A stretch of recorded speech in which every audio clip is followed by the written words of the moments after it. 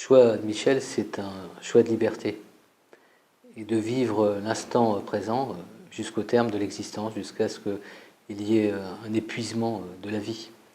Et chaque instant dans ce film est une conquête, voire une reconquête.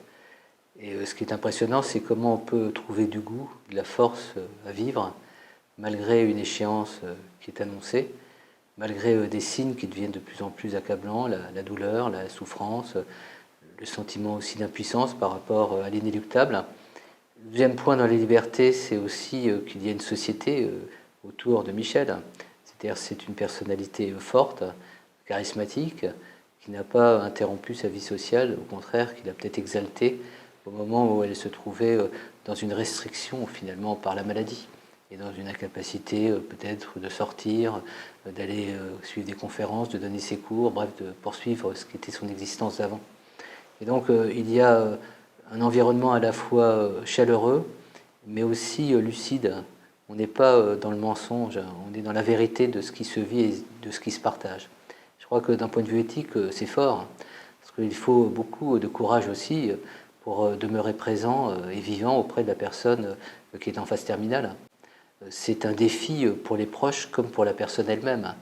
Et se sentir en harmonie, c'est-à-dire en vérité les uns vis-à-vis des autres, en solidarité, en humanité, c'est aussi un signal extrêmement fort de ce film, qui le dit avec pudeur, avec nuance, puisque on n'est pas dans le côté dramatique, même si on sent de manière un peu obsédante que les choses sont tristes et qu'on va vers la fin. On est dans quelque chose qui se construit, qui se reconstruit à plusieurs voies, à plusieurs énergies. Et il y a quelque chose d'assez extraordinaire dans ce qui n'est pas de l'accompagnement, mais qui est vraiment de la présence à l'autre. Chacun, on le voit, c'est à un moment donné de la vaisselle, c'est les fleurs qu'on apporte, c'est on va te sortir, on va au marché. C'est des petites attentions du quotidien qui ont l'air d'être sans grande valeur et qui prennent une signification immense parce qu'on est toujours du côté de la vie. Et on est toujours avec une personne qui existe et qui est reconnue par ses proches comme existante, qui est sollicitée. Bien que de son côté, Michel fait tout aussi pour épargner aux autres des confrontations, elle anticipe au maximum. On voit comment elle veut être au clair, ne serait-ce qu'avec ses papiers de sécurité sociale, comment elle veut être la personne qui décide avec l'équipe, ou aussi ce respect particulier d'équipe soignante autour d'elle, qui la respecte profondément dans ses choix, dans sa volonté, et qui lui permettent de vivre et d'aboutir, j'allais dire, au bout de son existence. Qu'est-ce que ça nous apprend ? Ça nous apprend que ces moments difficiles que certains voudraient abolir, supprimer, sont des instants à vivre.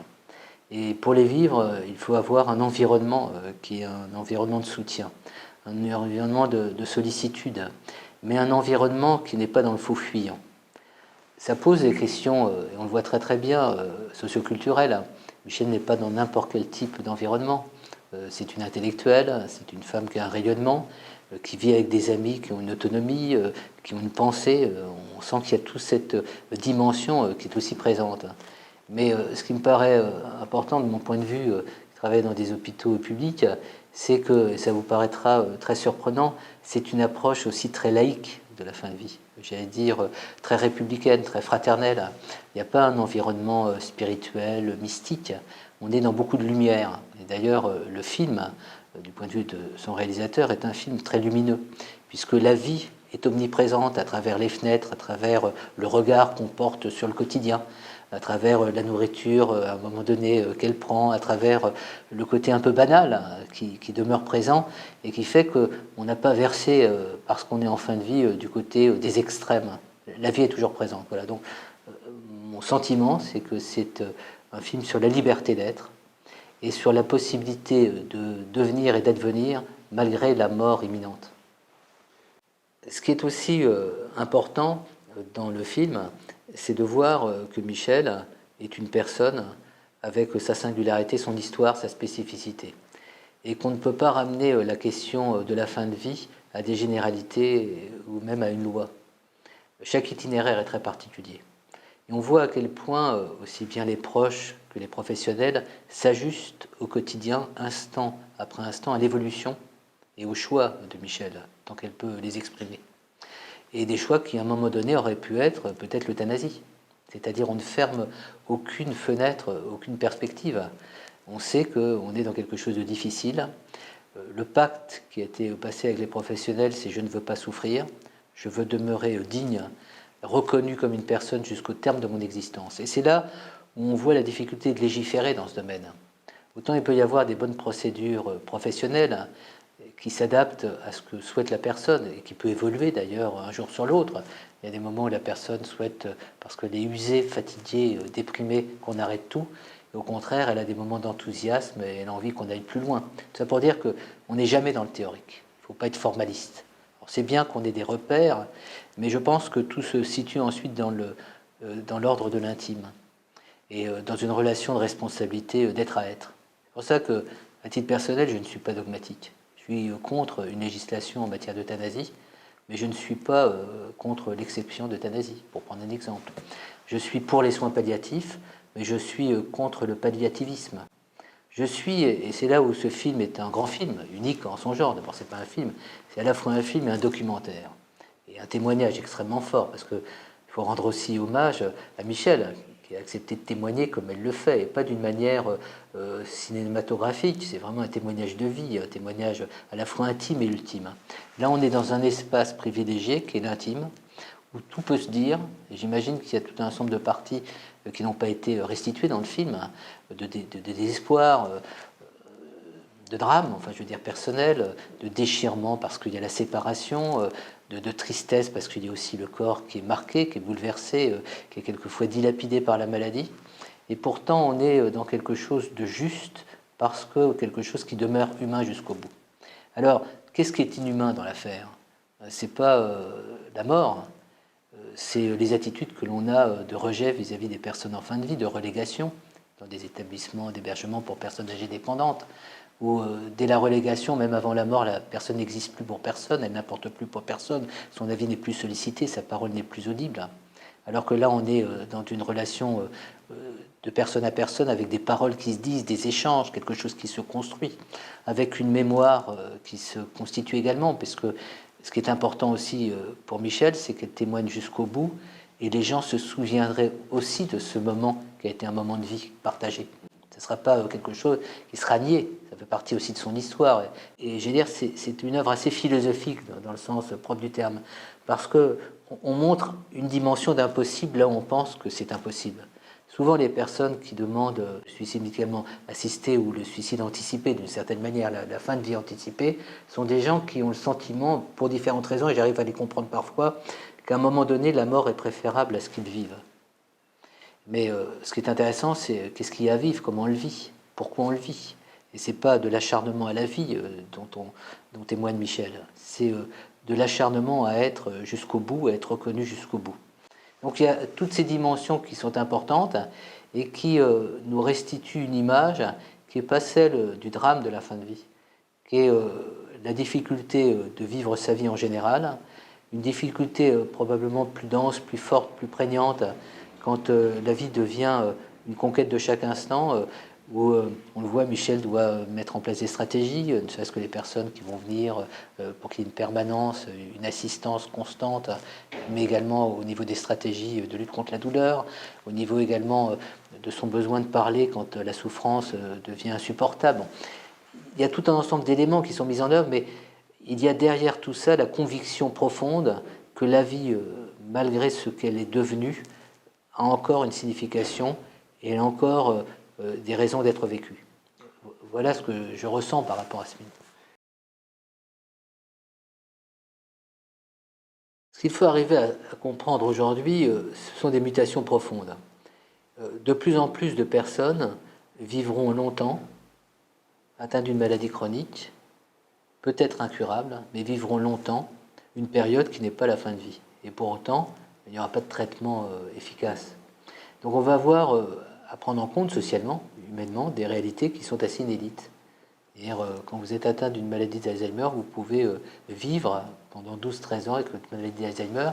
Ce que les gens demandent, exigent, c'est de ne pas passer du stade du vivant au stade du survivant, ou du déjà mort. Voilà. Là, c'est un enjeu fondamental. Les soins palliatifs devront trouver une autre désignation, une autre dénomination. On n'est pas dans les soins palliatifs. on est dans des soins, c'est la dimension de soins, qui sont prolongés, maintenus, adaptés, dans des conditions qui évoluent. Mais les soins palliatifs ne sont pas des soins de fin de vie. Si on va au fond des choses, on est toujours plus ou moins en fin de vie. Les soins palliatifs sont dans une logique très constructive. On a une personne qui présente un certain nombre de problématiques, et il faut y répondre d'une manière adaptée. On n'est plus dans le tout thérapeutique, on est dans le soin, dans le care, dans la sollicitude, avec une technicité qui permet à la personne d'être reconnue dans ses choix en termes de qualité de vie, de dignité de vie, en termes d'autonomie. Voilà. C'est ça les soins palliatifs, c'est donc pas des soins de fin de vie. La vraie question du domicile, me semble-t-il, c'est qu'il demeure le lieu du privé et le lieu de l'intime, et qu'il ne soit pas médicalisé d'une manière outrancière. Dans le film, Michel est dans son appartement. Vous n'avez pas de lit médicalisé, vous n'avez pas de potence, vous n'avez pas des médicaments partout, vous n'avez pas le va-et-vient sans fin d'infirmières, d'aides-soignants, de kinésithérapeutes. C'est elle qui régule et qui maintient son rythme de vie comme elle le souhaite. Et on a des professionnels qui s'adaptent à ce qu'elle demande. C'est elle qui reste chef d'orchestre et leader dans cette affaire. Alors que dans nombre de situations, le domicile est envahi, et c'est plus du tout le domicile. C'est-à-dire c'est des lieux qui sont devenus absolument comme une chambre d'hôpital, avec au milieu un grand lit médicalisé, toute une technologie, toute une technicité qui ampute la personne de ce qu'était sa dimension personnelle, sa dimension de reconnaissance de ce qu'a été son histoire, qui l'intégrait à quelque chose qui lui donnait encore du goût à vivre et un sens de l'existence. Donc il faut être très très attentif. Et les gens des soins palliatifs ne s'imposent pas avec leurs soins palliatifs, avec leur logique palliative. Ils doivent s'adapter à une personne qui souhaite être reconnue dans son environnement avec son rythme, ses choix, ses préférences. Quelquefois, elle pourra ne pas souhaiter qu'un soignant vienne. Oui, il y a toute cette adaptation également à l'évolutivité de la maladie. Il y a des moments, on est dans des moments de crise, on a besoin de plus d'intensité de soins, d'autres moins. Voilà. Et l'intelligence des soins palliatifs, c'est vraiment dans la dimension du soin, beaucoup plus que de la médicalité. C'est-à-dire on est dans l'attention portée à l'autre et dans la réponse ajustée à sa demande. Donc ce qui me semble important, c'est que le domicile reste domicile et donne encore envie aux enfants, aux petits-enfants, aux amis de venir. Parce que ce qui est important, c'est que l'espace de Michel est un espace de vie. Il est absolument préservé dans ce qu'il a été jusqu'à présent. Ce qui n'est pas toujours le cas quand vous êtes au domicile. D'abord parce que vous avez aussi des domiciles assez exigus. C'est une pièce, et donc il y a peu de place, et donc tout va être focalisé autour de la maladie, c'est-à-dire le lit devient le lieu central autour de tout tourne. Donc il faut redonner de la liberté, il faut redonner de la respiration, il faut redonner de l'ouverture. Donc dans la démarche palliative aujourd'hui, c'est une démarche qui ne doit pas s'imposer et qui doit reconnaître, et c'est toute la philosophie du mouvement des soins palliatifs, que la réponse doit être ajustée à l'attente de la personne malade et à l'attente aussi de son environnement, notamment de ses proches, pour créer du possible là où on avait le sentiment qu'il n'y avait plus de possibilité, pour créer de l'ouverture là où on avait l'impression que la seule échéance était la mort et une certaine forme de fatalité. Donc les logiques du palliatif, pour moi, doivent être des logiques de liberté. Ça doit être pour moi des logiques également de respect, mais dans une certaine forme de réciprocité.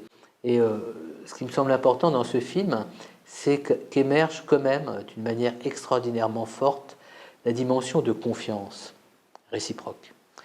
Vous avez à un moment donné dans le film le témoignage des hospitaliers qui peut-être auraient souhaité qu'on aille plus loin dans les traitements, qui peut-être pensent dans leur intime conviction que Michel aurait pu vivre plus longtemps et peut-être différemment si elle avait été d'une certaine manière plus attentive à leurs préconisations. Et pourtant, il y a un respect, c'est-à-dire une retenue.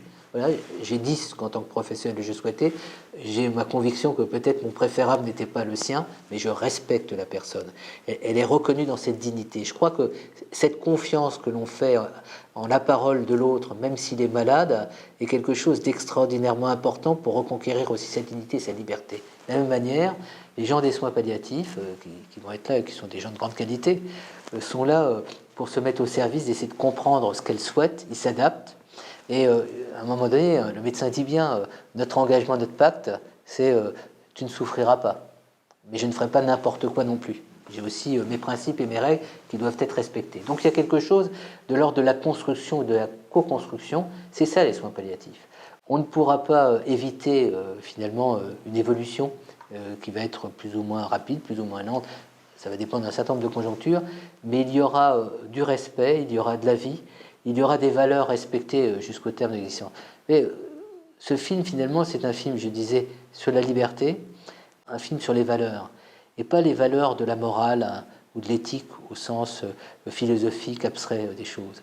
C'est des valeurs appliquées, des valeurs en situation, des valeurs avec du doute, de l'incertitude, puisqu'on ne sait pas une heure sur une autre comment les choses vont évoluer. Une capacité de comprendre, peu de systématisme, peu d'idéologie.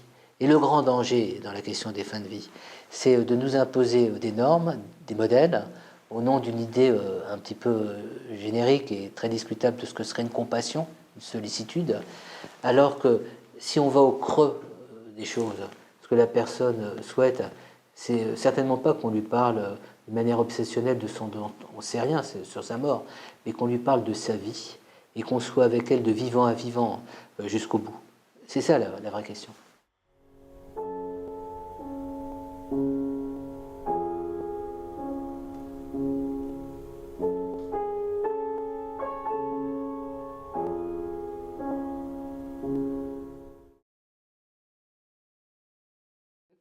La mort intime, effectivement, est un livre, je crois que c'est le premier livre dans lequel quelqu'un a témoigné de ce qu'on vivait dans les derniers moments de la vie d'un être proche, d'un être cher.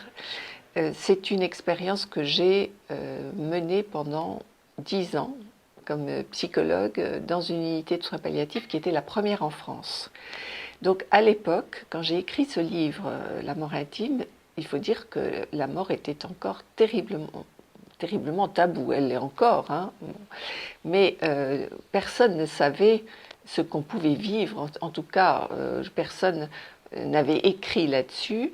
Et c'est vrai que la plupart du temps, les gens mouraient seuls à l'hôpital, derrière un paravent. Enfin, c'est un peu caricatural, mais c'est comme ça que ça se passait. Parce que la mort avait déserté le domicile, on peut dire. Sur 30 ans, il y a eu un transfert du domicile à l'hôpital. Et à l'hôpital, on n'allait pas accompagner des personnes en fin de vie. Et elles ne mouraient plus chez elles aussi. Il y avait vraiment une situation terrible dans les années 80-90, qui sont les années où on a démarré les soins palliatifs. L'objectif que nous avions, c'était de permettre à quelqu'un de vivre le temps qui lui restait à vivre le mieux possible. Je dirais dans la dignité, parce que je crois que le terme de dignité, c'est ça, c'est sans souffrir, entouré d'amour, en vivant les choses que l'on a encore envie de vivre. Et nous étions, je me souviens, plein d'imagination pour ça.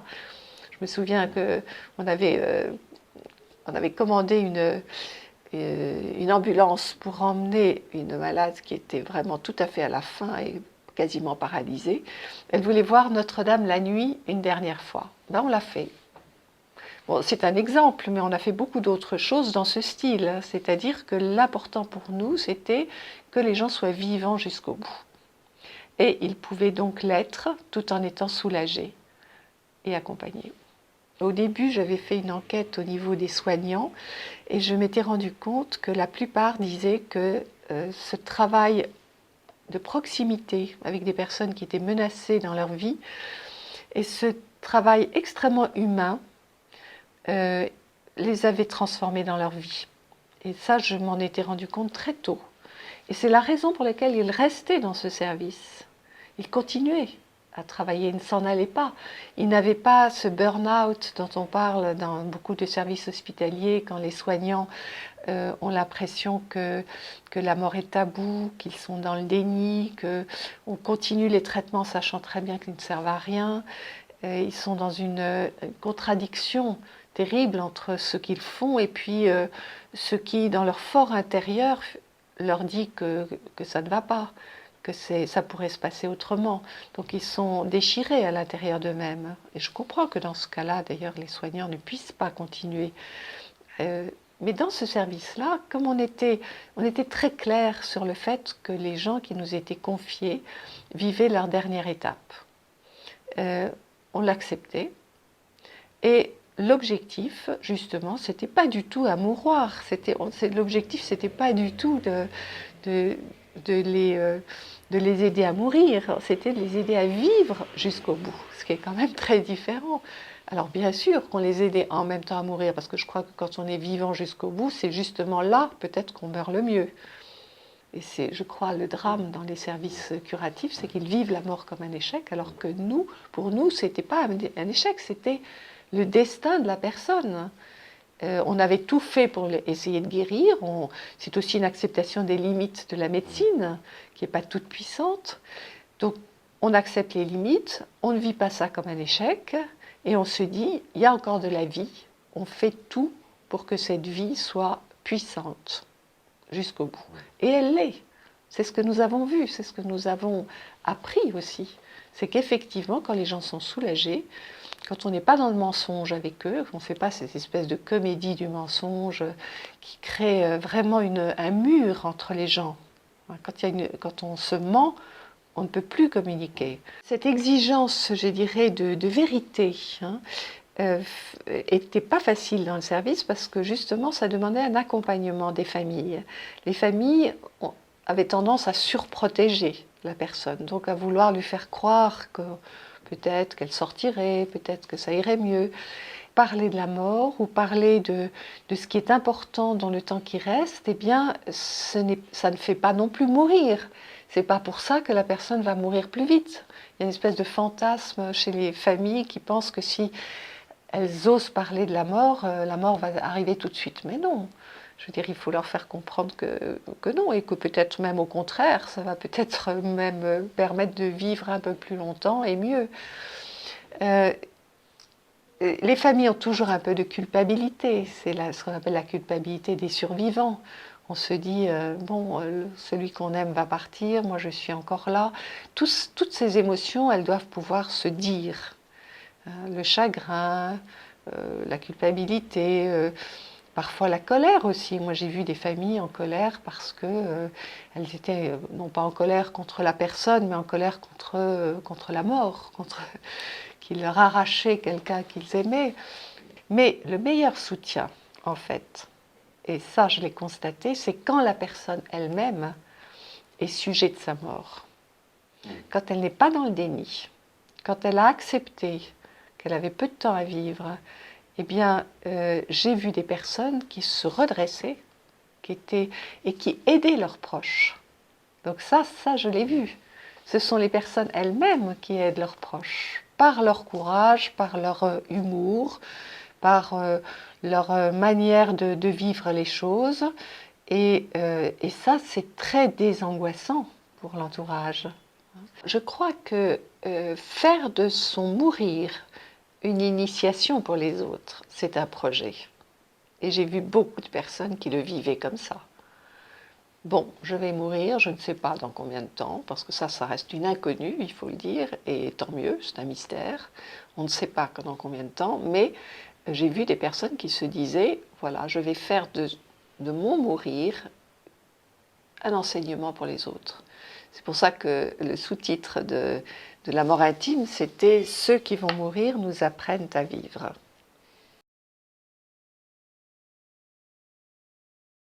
Le psychanalyste Michel de Musan parlait de ce qu'il appelait le travail du trépas, c'est-à-dire la dernière tâche de quelqu'un qui sait qu'il va mourir. Ce travail du trépas, il a une très très belle expression, il dit c'est comme une tentative de se mettre complètement au monde avant de disparaître. Voilà. Mettre au monde la personne que l'on est.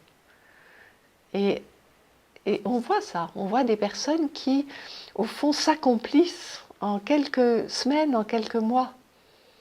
Elles vont au bout d'elles-mêmes. Et ça, c'est un cadeau extraordinaire pour les autres, parce qu'on a le sentiment que la personne, certes, elle est morte, elle n'est plus là, on peut avoir le chagrin de l'absence, mais quand on a vu quelqu'un s'accomplir, on se dit que les choses sont bien. Parce qu'elle a été au bout de quelque chose et elle a transmis. Parce qu'on transmet aux autres quand on s'accomplit. Mais je crois que c'est une naissance aussi pour les autres. pour l'entourage, parce qu'on n'est plus jamais le même après avoir été témoin du mourir de quelqu'un, et on est transformé, on n'est plus le même, et donc je pense que beaucoup de personnes le vivent comme voilà, une renaissance.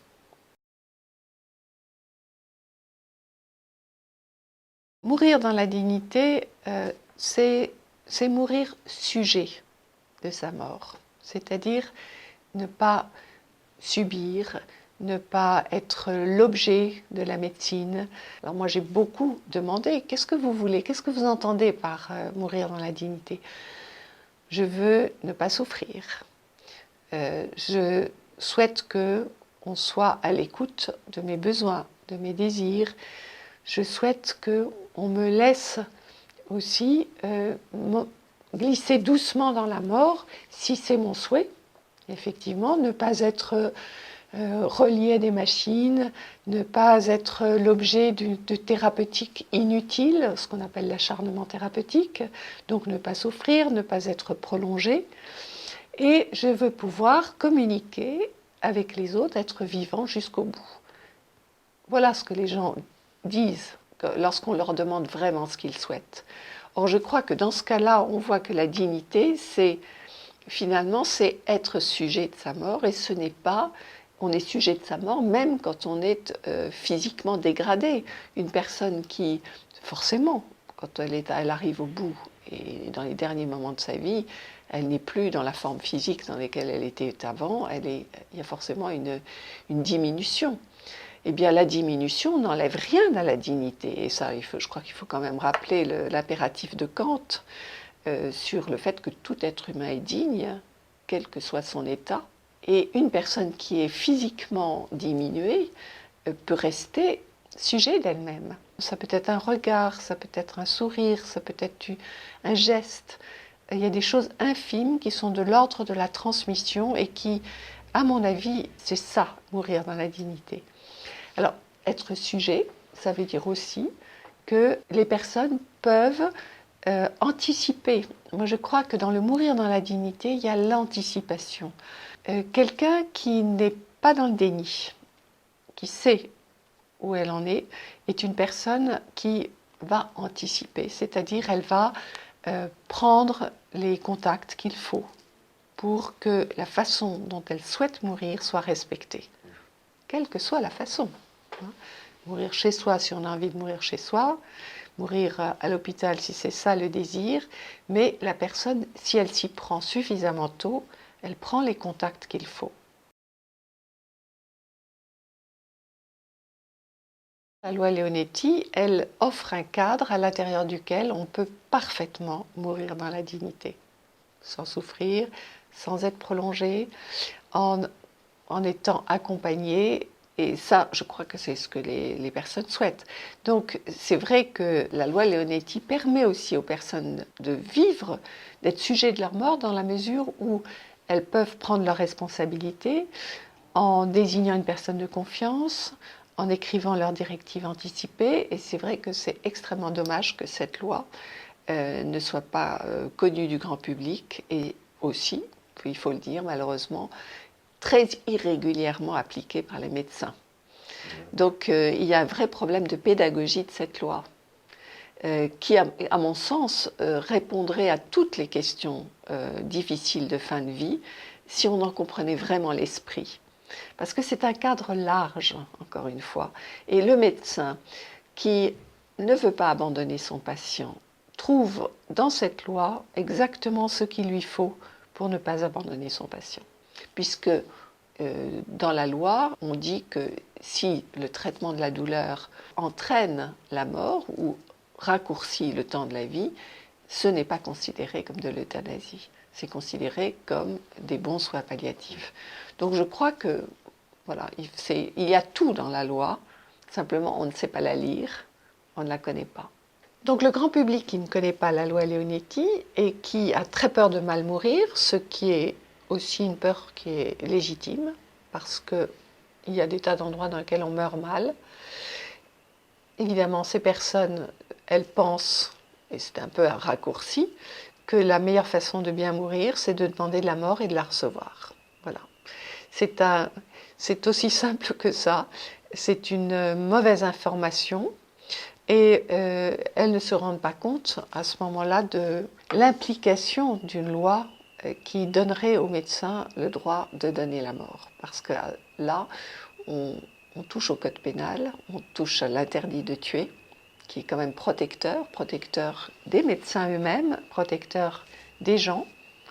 Et cette demande comme ça, qui est assez émotive, hein, une demande pour une loi sur l'euthanasie, parce qu'on pense que c'est la seule manière de bien mourir, c'est une demande qui traduit davantage la peur de mal mourir que véritablement la demande d'une loi qui toucherait au code pénal.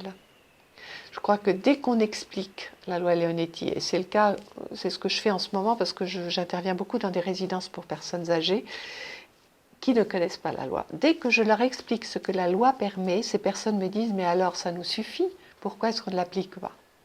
Nous ne voulons pas aller plus loin. C'est ce que j'entends. D'autant plus que ces personnes savent très bien quels sont les dangers d'une loi, d'une légalisation de l'euthanasie, les pressions qu'on pourrait faire sur elles pour qu'elles, finalement, elles demandent la mort en fond pour des raisons qui seraient économiques. Des personnes âgées qui ont le sentiment d'être un poids pour leurs enfants, pourraient être poussées finalement à demander la mort. Et ces personnes le savent très bien dans leur fort intérieur que ce danger est là. Et que la loi, justement, qui interdit de donner la mort est une loi qui les protège. Et c'est la raison pour laquelle, vous savez, les gens de plus de 80 ans, 75% sont opposés à une loi sur l'euthanasie. Les médecins sont, pour la plupart, n'ont pas envie du tout qu'on leur délègue ce pouvoir. Ils disent qu'ils sont là pour guérir, pour prendre soin, mais certainement pas pour donner la mort. C'est un pouvoir exorbitant qu'on leur donnerait. Et beaucoup le refusent. Et je sais aussi, comme psychothérapeute ayant reçu beaucoup de médecins qui avaient fait un geste d'euthanasie et qui avaient beaucoup de mal à vivre avec, que ce n'est pas du tout un geste anodin. C'est un geste qui, au niveau inconscient, suscite beaucoup d'angoisse et beaucoup de culpabilité, beaucoup de tourments. Je connais des gens qui ont fait des cauchemars pendant des années et qui sont poursuivis par cet acte. Tout ça, on n'en parle pas.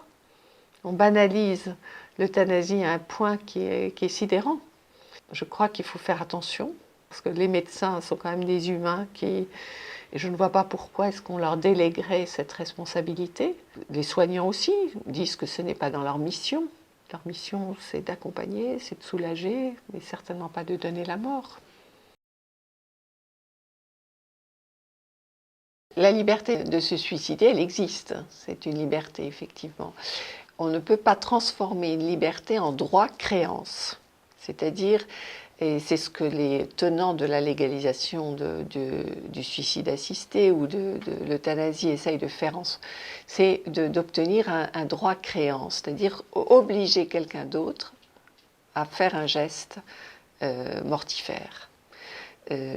Chacun peut écourter ses jours. C'est cette liberté, mais tout le monde ne peut pas demander à quelqu'un d'autre de le faire. Parce que là, on tombe justement dans le droit-créance.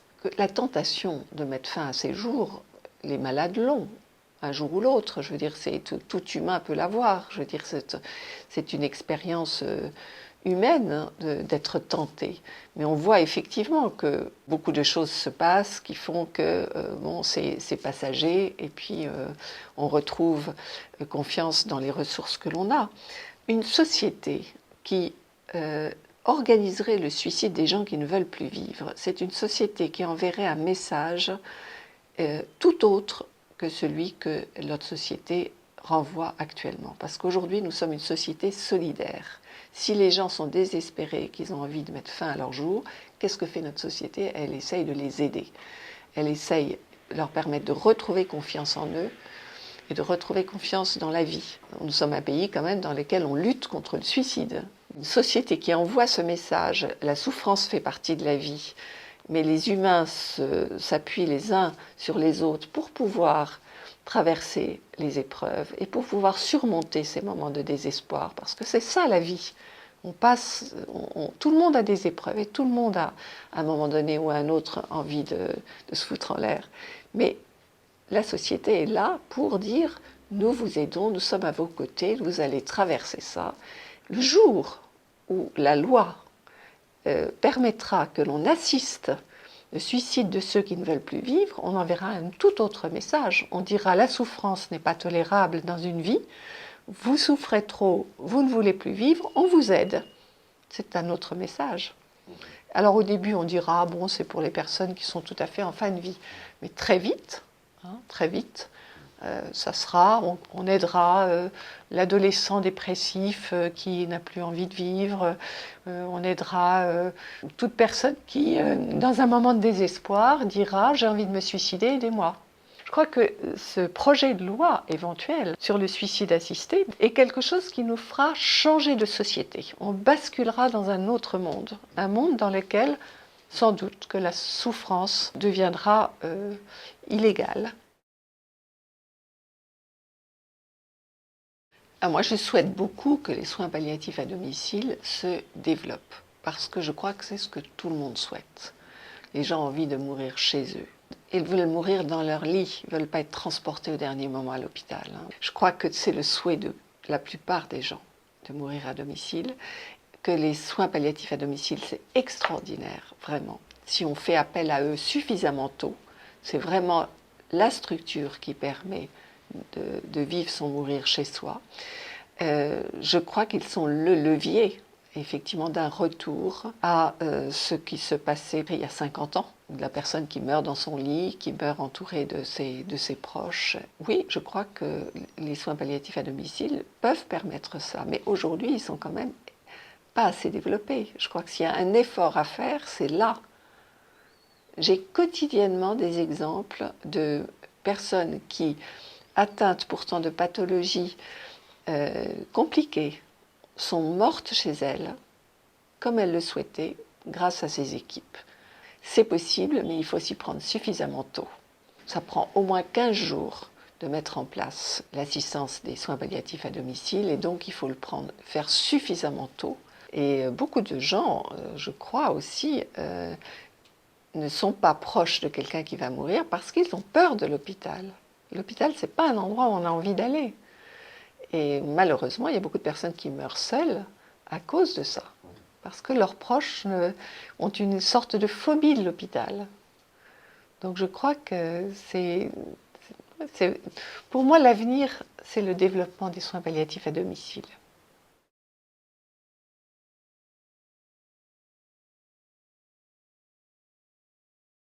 Je m'appelle Bernard Delcourt, je suis le président de l'Association française des malades du myélome multiple, une association qui regroupe donc des malades du myélome et leurs proches, qui a été créée donc en 2007 à l'initiative d'une trentaine de malades, dont Michel Crojan, que vous avez eu l'occasion d'avoir le témoignage dans ce film.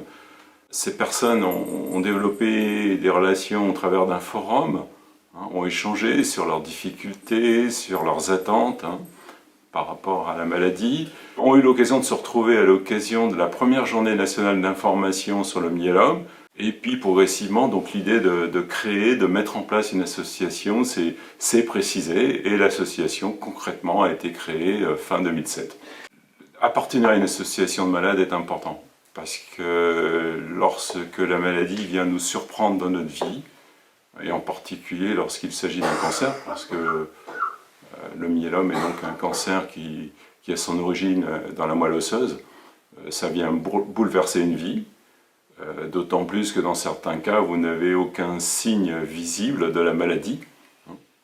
Donc voilà, tout n'est plus comme avant, que ce soit au niveau personnel, au niveau de la vie de couple, au niveau de la vie de famille. On est amené à rentrer dans des protocoles de soins complexes, compliqués. La maladie est elle-même compliquée à comprendre. Elle se traite au travers de chimiothérapie. Des chimiothérapies. Qui dit chimiothérapie dit effet secondaire, dit douleur.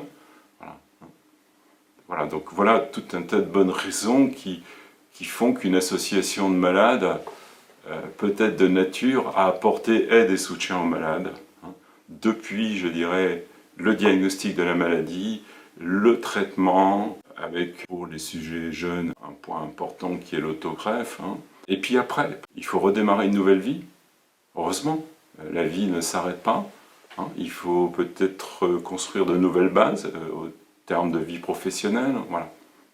Et tout ça, une association doit pouvoir apporter un soutien et un appui. Et le témoignage de Michel est une pièce importante, parce que, y compris dans certains cas, malheureusement, le combat contre la maladie se termine par une période de fin de vie qui n'est pas forcément facile.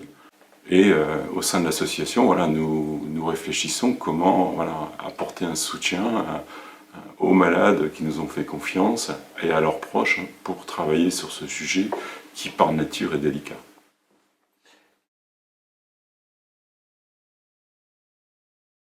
Pour un malade de myélome, la qualité de vie est plus que quelque chose d'important pour permettre aux malades, autant que possible, de continuer à avoir une vie la plus normale possible, d'être le moins perturbé dans sa vie quotidienne.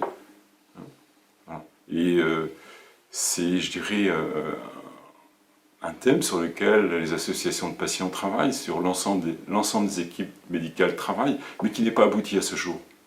Parce que force est de constater que sur cet aspect essentiel, les approches sont trop segmentées, quoi. Il y a besoin de mettre tout le monde autour d'une table, les médecins spécialistes, hein, en l'occurrence pour les malades du myélome, les hématologues, l'ensemble des personnels soignants, je pense à l'infirmière, mais aussi à tous ceux qui interviennent au travers des soins de support, que ce soit des kinésithérapeutes, et j'en oublie, excusez-moi, hein, voilà. Et l'association de patients, voilà. Nous pouvons construire, imaginer des solutions qui vont dans le sens d'améliorer la qualité de vie des patients. La recherche est au cœur des progrès obtenus en matière de rémission, puisque pour la plupart des malades du myélome, les traitements qu'on nous propose ne permettent pas de guérir, puisque les causes profondes de la maladie, qui sont d'ordre génétique, ne peuvent être effacées, hein. On n'est pas en capacité aujourd'hui de nous reprogrammer, si je peux me permettre, hein. Et c'est extraordinaire, quoi. Celui qui vous parle n'aurait pas pu répondre à cet entretien il y a 20 ans. Il peut aujourd'hui, grâce, je dirais, aux nouveaux protocoles, hein, qui ont été mis au point, non pas dans les, je dirais, en ce qui me concerne, dans les 10 dernières années, mais dans les 5 dernières années. Et ça, c'est porteur d'espoir, puisque globalement, on voit que l'espérance de vie, la durée avant rechute, excusez-moi de ces termes un peu compliqués, évolue dans le bon sens, hein, s'améliore, voilà.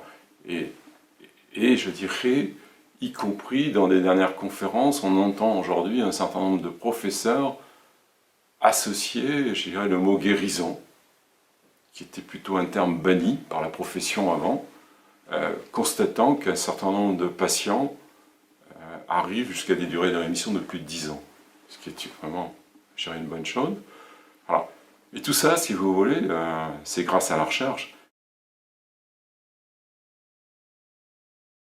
Un travail colossal a été accompli qui a consisté à publier sur notre site internet des fiches informatives sur l'ensemble des essais cliniques et études en cours de recrutement, accompagnées d'un interview vidéo du médecin investigateur, ce qui signifie qu'aujourd'hui, quelqu'un qui est en situation de rechute, pour qui le combat contre la maladie est difficile, peut disposer d'une information. Et bien sûr, nous avons veillé à ce que cette information soit dans un langage accessible. C'est une fiche recto verso. Mais les informations essentielles, vous les trouvez. Ce qui permettra ensuite de revoir votre médecin spécialiste, votre hématologue, de lui poser les bonnes questions, de lui dire mais qu'est-ce que c'est que cet essai, voilà, j'ai compris que ses objectifs c'était ceci, cela, mais voilà, quelles sont les conséquences pour moi, on parle d'effets secondaires, voilà. Donc là-dessus, voilà, nous avons la volonté d'agir, d'être associés à l'élaboration des documents qui servent de support pour obtenir un consentement libre et éclairé de la part des malades. Voilà, 3 ans, on a créé un prix AF3M qui avait pour vocation avant tout de récompenser des travaux en matière de recherche. Et nous avons pris la décision, donc, en bureau cette année, d'élargir cette démarche au travers d'un appel à projet, dans la volonté de montrer que nous recherchions à récompenser des travaux qui ont pour vocation d'aller au-delà des travaux de la recherche, et en particulier de mieux prendre en compte la qualité de vie des malades, de faire en sorte que le diagnostic soit de plus en plus précoce, parce que c'est une maladie, comme dans la plupart des cancers, plus le diagnostic est tardif, plus les conséquences sont mauvaises. On a eu aussi ce souci de dire, faites-nous remonter des projets, des actions qui sont menées de façon transverse. Voilà. On a besoin des chercheurs, on a besoin des équipes médicales, et on a besoin même, y compris des chercheurs sur les sciences sociales, pourquoi pas des philosophes, des psychologues, enfin voilà. Il n'y a pas de limite de poser.